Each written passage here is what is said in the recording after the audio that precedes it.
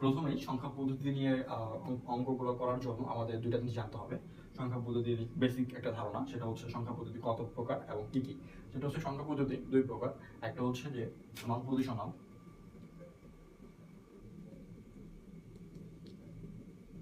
একটা হচ্ছে নন পজিশনাল এবং অন্য একটা হচ্ছে পজিশনাল। একটা হচ্ছে নন পজিশনাল সংখ্যা পদ্ধতি এবং অন্য একটা হচ্ছে পজিশনাল সংখ্যা পদ্ধতি।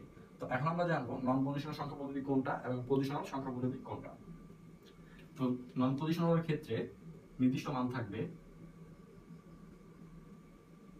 তো আমি এখানে লিখলাম যে নন পজিশনালের ক্ষেত্রে নির্দিষ্ট মান থাকবে, স্থানীয় বা অবস্থানগত মান থাকবে না। এবং অপরদিকে হচ্ছে পজিশনাল সংখ্যা পদ্ধতির ক্ষেত্রে নির্দিষ্ট মান থাকবে এবং স্থানীয় বা অবস্থানগত মান থাকবে। তো এখন দুইটা উদাহরণ দিয়ে আমরা আসলে বোঝার চেষ্টা করি কোনটা কি। তো নন পজিশনাল সংখ্যা পদ্ধতি এটা হচ্ছে প্রাচীনকালে ব্যবহার করা হতো। তো প্রাচীনকালে যে সংখ্যা পদ্ধতিগুলো ব্যবহার করা হতো